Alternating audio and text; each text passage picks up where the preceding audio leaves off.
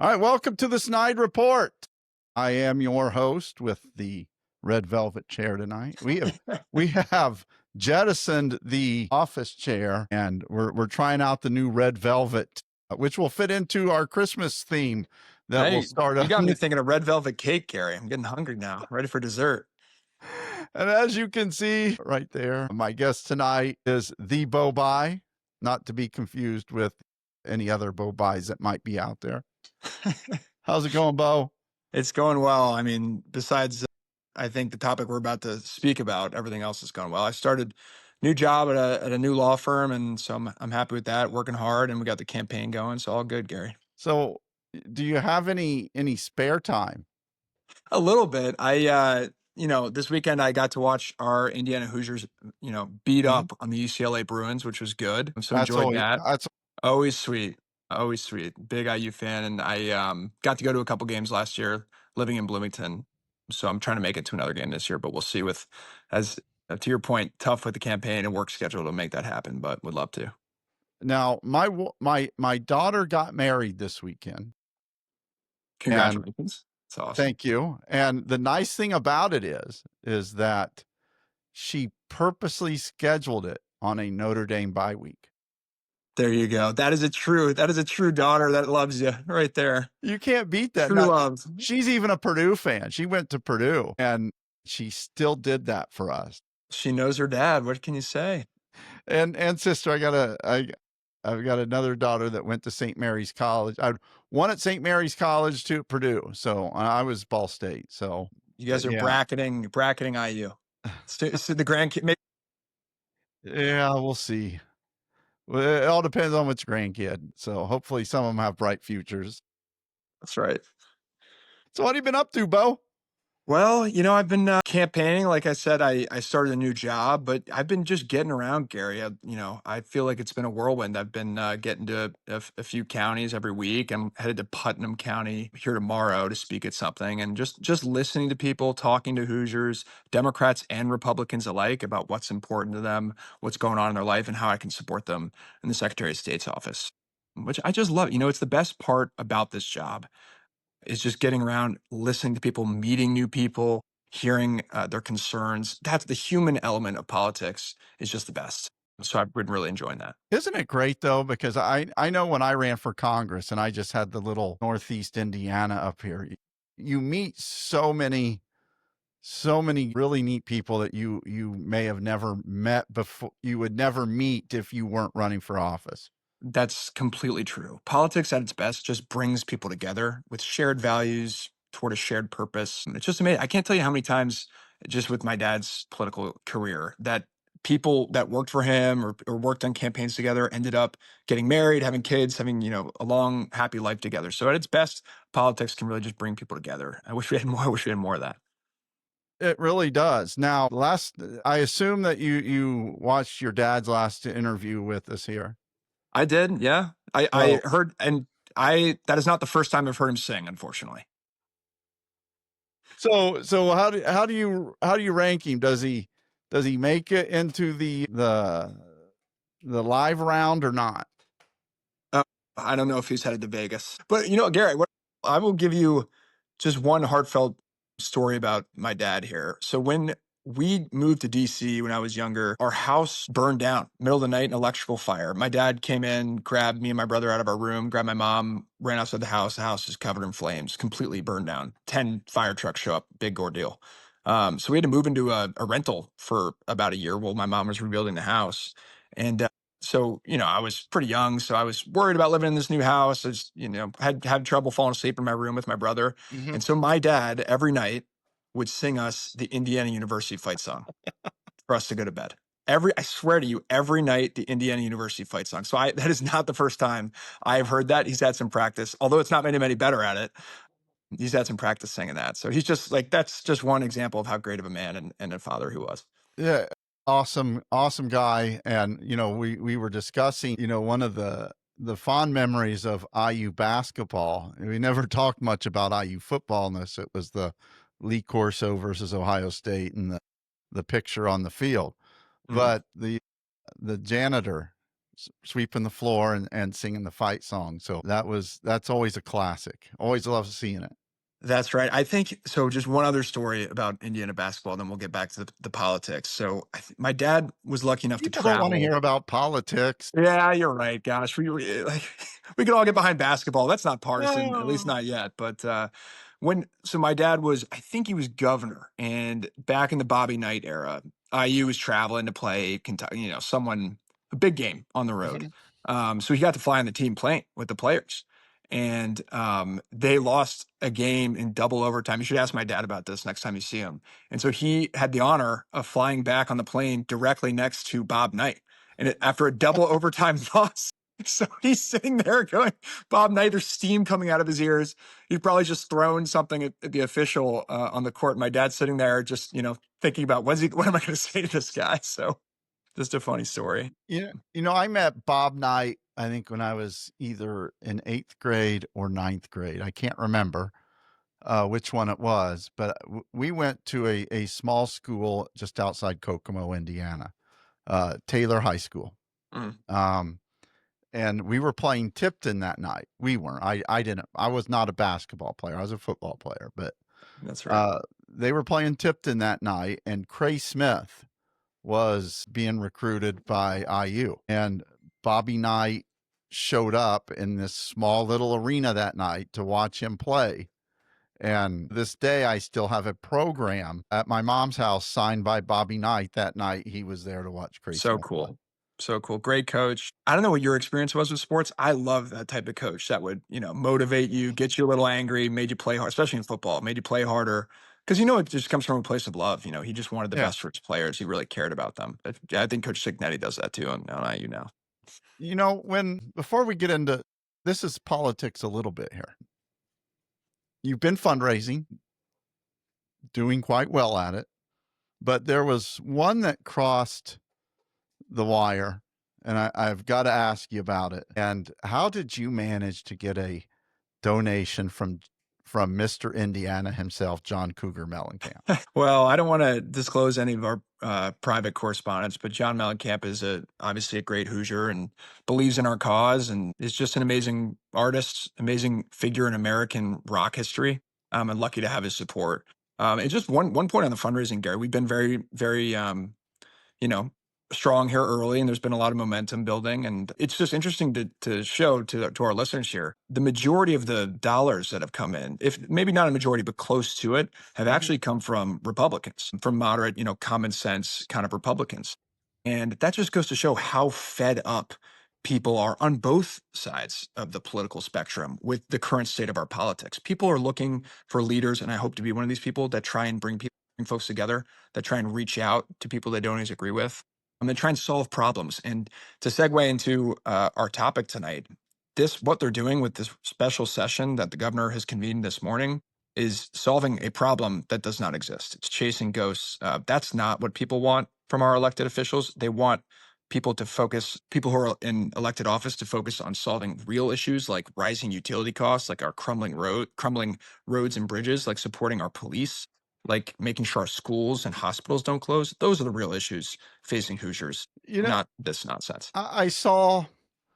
I read that the average heating bill this winter was going to be close to $1,000, and yet this is what they're focused on.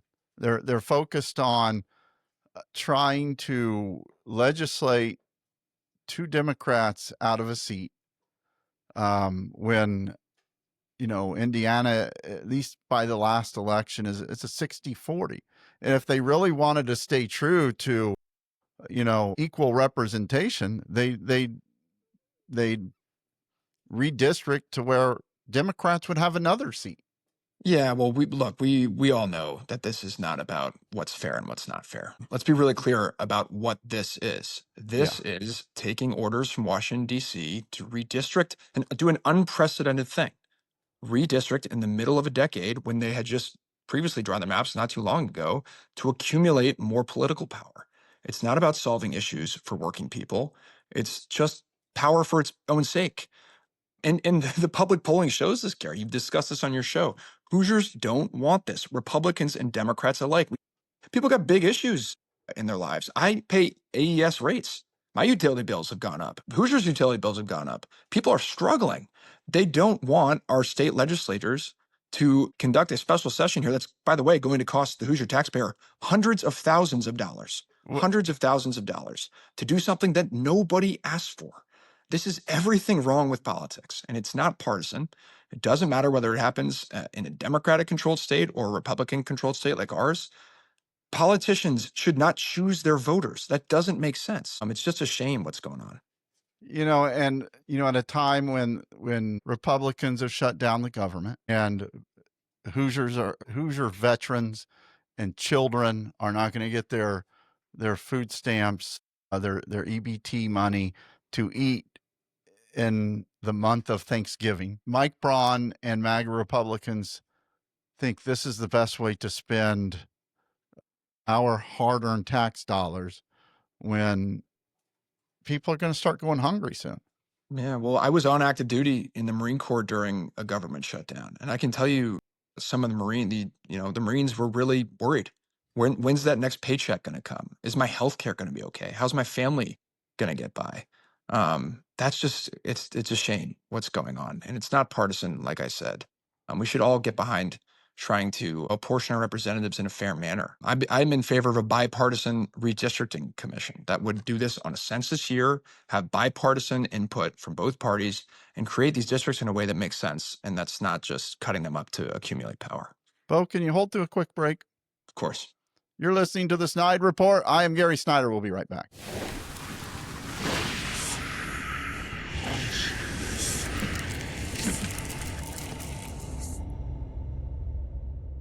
Fort Wayne's National Award-winning Top Haunt to open now through the first weekend of November with Blackout the last weekend, but you will save time and money buying the RSVP timed tickets online. Hysterium.com.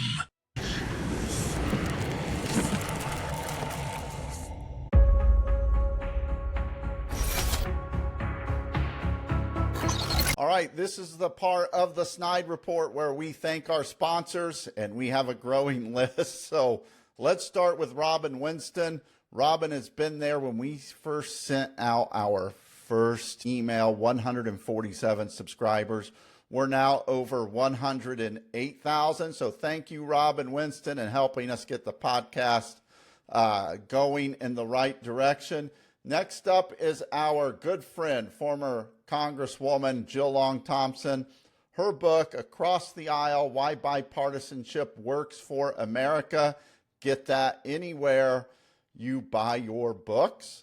Also, former two-term governor, two-term U.S. Senator Evan Bayh.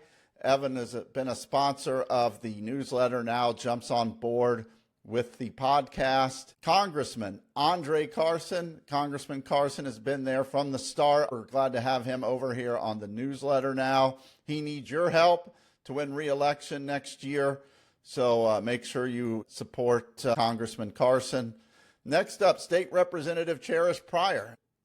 Cherish has been there from the start on the newsletter, joining us on the podcast now. So is State Senator Greg Taylor. I want to thank Senator Taylor for all of his support through the years. Next, we have a couple of new sponsors. First up is Indiana Citizen. You want to check out their new project, One Heartbeat Away. Do Christian nationalists have an agenda for Indiana? All you have to do is look at the lieutenant governorship, and you can see right away that they do. So thank you, Indiana Citizen. Next up is Jump Laundry. You can visit them at jumplaundry.com. They have home pickup. They do your dry cleaning, wash and fold with, I might add, no judgments, and next day service. So if you're in a crunch for time, you don't want to do your own laundry, get a hold of Jump Laundry at jumplaundry.com or at 317-740-5011. And they will take care of all of your laundry needs.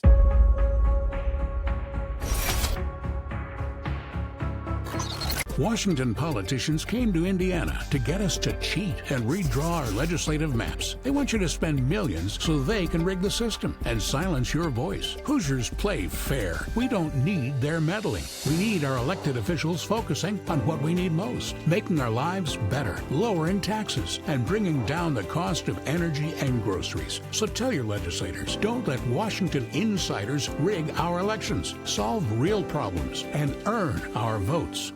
All right, welcome back to the Snyde Report. I am your host, Gary Snyder. Tonight, we are speaking with Beau Bayh, Democrat candidate for Secretary of State.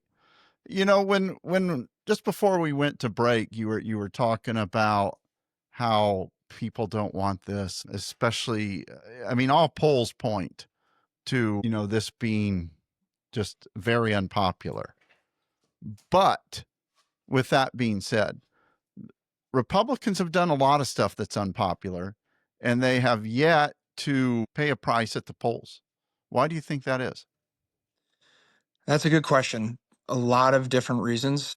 And you know what, Gary, I'm thinking about this now. So one of the worst parts about the gerrymandering that they're likely going to do, and before I get into this, let me just say that to their credit, Republicans in our state house, a few of them have been standing up. That takes guts. It's not easy to stand up to a president of your own party. Yeah, the part of being brave and courageous is not bending a knee to Trump and to his will. It's standing up to him and doing what's right for your constituents. And exactly, we can all recognize the courage that takes. So that they should be, look, when people are courageous, when they stand up for what is right and not what is politically convenient, we, no matter what political party we're in, should be able to commend that. So good for them. Folks who are watching, please keep calling your representative, your state senator, because it's not over yet. But just to get back to your question, one of the worst things about gerrymandering, and this has to do with the office I'm running for, Secretary of State, is that it drives voter apathy through the roof. And that was actually my next question, you know, so let me ask it before you get into it so it makes me look better. But a lot of people say, Beau, the Secretary of State's office has nothing to do with redistricting. It has nothing to do with the Secretary of State's office, you know, stay in your lane. But as you were getting ready to go into, it actually does. Of course it does. My job as the future Secretary of State of Indiana is to safeguard our democratic processes. That is the number one responsibility, making sure that illegal votes are not cast, but also, within reason, increasing participation among eligible voters. Gary, you know this.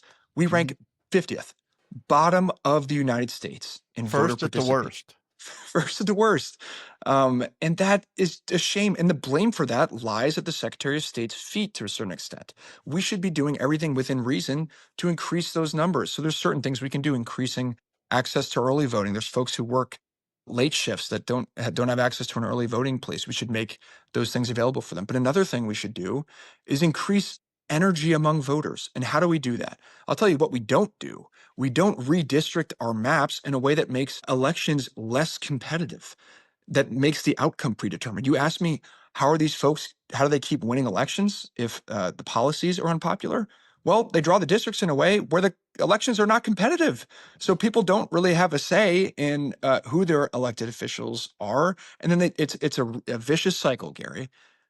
People feel like they don't have a say, they don't go to the polls, and then we're left with the same results, right? So how do we break that? We have to increase voter participation. We have to energize voters. And one of the things that I believe will do that is instituting a citizen-led statewide ballot referendum. This happens in Florida, it happens in Ohio, and it happens in Missouri. It's time in Indiana that we let the people, Hoosiers, decide some of the biggest issues or have a direct say in some of the biggest issues of the day. People are fed up with our state government because they feel like it doesn't represent them. Like my brother's one of these people. He's turned off from politics because he just throws his hands up. He says, how can I make a dent in this? It's such a mess. But if you give people a direct say in the big issues, gerrymandering for one, if we let people vote on this, they would get out to the polls, they'd get off their couch, they'd get energized. And by the way, they're probably not going to do that because they wouldn't like the results. Look at the public polling. People hate this, and they know that. I think I just saw in Missouri, they're going to put it on the ballot. Even though they redistrict, they're going to put it on the ballot, and it could actually be overturned by the statewide ballot initiative, Well, which we yeah. don't have here in Indiana. And look in California, they can't do this like we're doing it in Indiana, where they have the legislature decide. They have to put it to a vote in a referendum process. And that it may not pass there because of that. And I honestly, this might be an unpopular take among some of your audience, but I think gerrymandering is wrong. It doesn't matter if Democrats are doing it. I think it's just on principle. It is the wrong thing to do. And we have to be principled when we're talking about these issues. Now, you say that, but and I think I put this clip up this week when a recent interview with Beau O'Rourke. It's fine to have these districts and have this redistricting commission, but by no means should we be the only ones doing it, because when we are, then you get states like Missouri and Texas that would not have commissions doing what they're doing at the whim of Trump, and there'd be no recourse for us. Yeah, well, this is a symptom of a larger problem. And I hope to be in some, have my candidacy be a remedy to this, because I think it's really hurting our state Mhm. and our country. Oh, it is. People, people today, people today view politics as a zero-sum game. There's a red team and there's a blue team, and they fight it out in this battle, and one team loses and one team wins. And the American people are just left holding the bag, right? Most people, most people don't want that. They want two parties, I should say, to work together, to try and find common ground, to try and help people.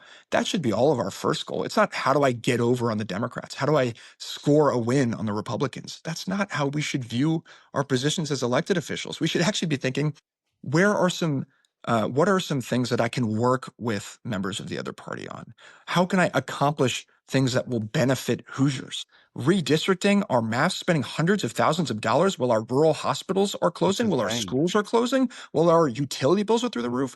That's not helping Hoosiers. No, it's not. And to unilaterally disarm is insane, because if we don't get a commission like this, and if it's not a national commission that outlaws this gerrymandering, or even a state law, you're going to have states that have legislators that are all red or all blue. You're going to have no representation for the other side.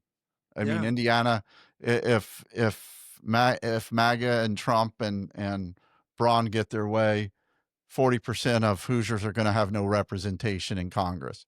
Well, yeah, and this is a big problem in our state and in other states throughout the country. A lack of competition in politics, a lack of competition produces results like Diego Morales.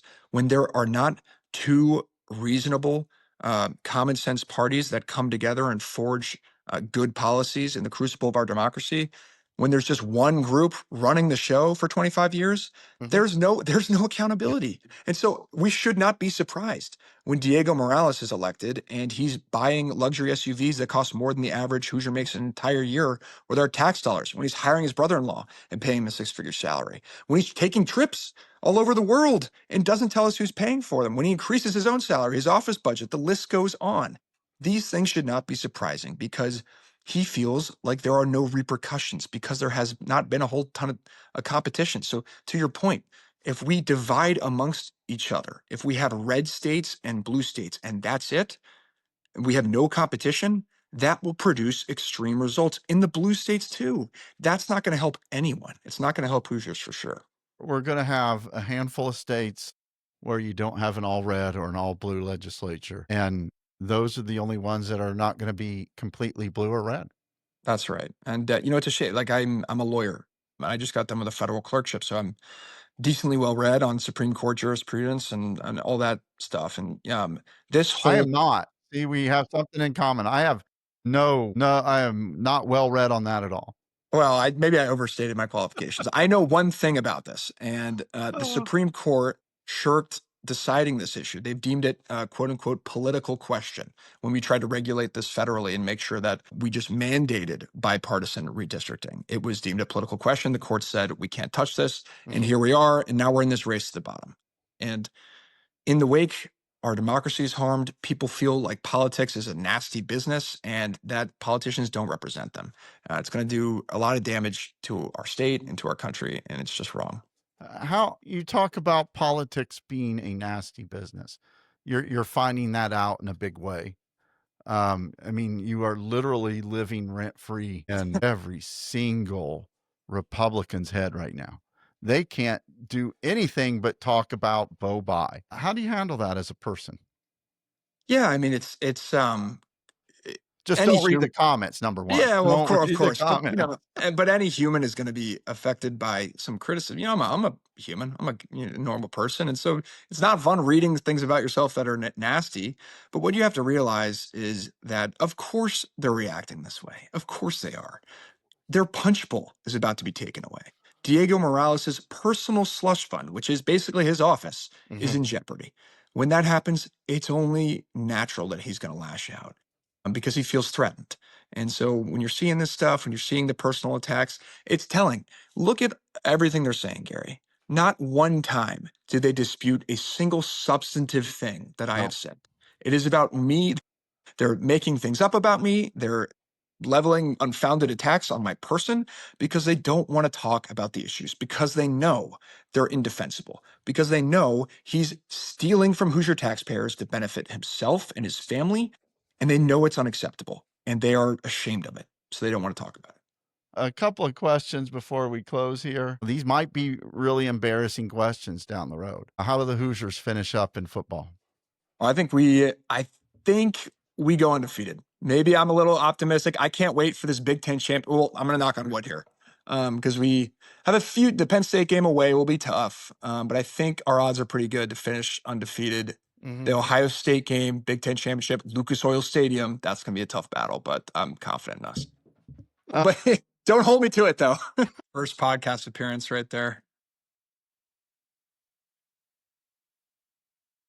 What's your dog's name? Ozzy. Ozzy hates the partisan redistricting effort. He's fired up. My goodness. Saving our democracy. Yeah, puppy in the picture. Keep him in.